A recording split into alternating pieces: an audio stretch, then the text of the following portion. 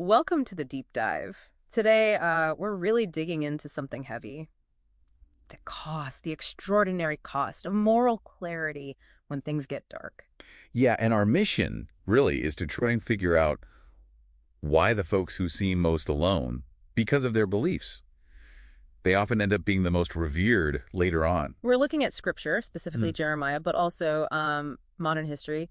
Dietrich Bonhoeffer. Bonhoeffer, right. Born 1906, died 1945, Mm. often called, maybe surprisingly, the most respected theologian in, 2,000 years. And it's fascinating. The sources say it wasn't just his brains, though he got his PhD at 21, which is incredible. Right, super smart. But they stress it was his great life. Why that emphasis? Well, you kind of have to picture Germany back then. Lutheran pastors, they were basically state employees, Okay. paid monthly salaries, tax revenue coming in. The sources call it an iron rice bowl. Mm-hmm. Very secure. Ah, okay. So a comfortable position. Exactly. And when when Hitler came to power, well, most pastors didn't just keep quiet. No, they actually used their pulpits to justify the regime, Mhm. the war, the atrocities, praying for Hitler, essentially, to protect that comfortable setup. Wow. So self-preservation, maybe? Or just going along? It looks that way. But Bonhoeffer, he saw the cruel atrocities, as the text puts it. He saw what was really happening. But wait, if everyone else was just, protecting their jobs, their security, how could he expect them to risk it all? Was that even realistic? That's the point, isn't it? He saw that the church had basically abandoned its core purpose. So in 1943, he pulled together some like-minded clergy. The confessing church. That's it, later called the True Church Movement.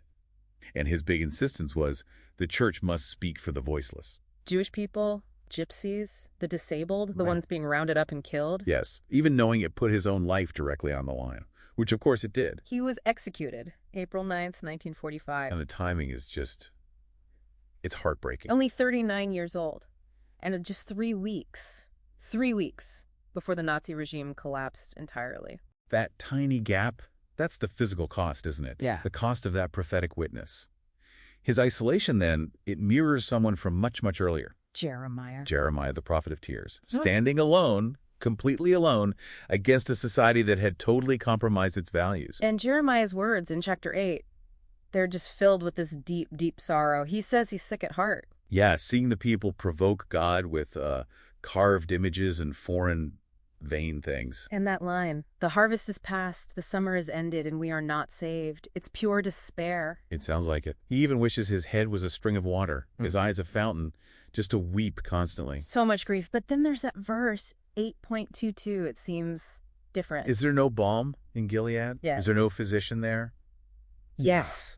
And this is crucial. If you don't know the context, it sounds like he's saying, it's hopeless, the cure is gone. But Gilead, that place was famous for his healing balm, right? Right. Exactly. So Jeremiah isn't saying the cure is missing. He's actually shouting that the cure, God's grace, the healing, it's right there. But the people are rejecting it, rejecting the physician, the balm. Wow. And that's the pattern. That defines the prophet.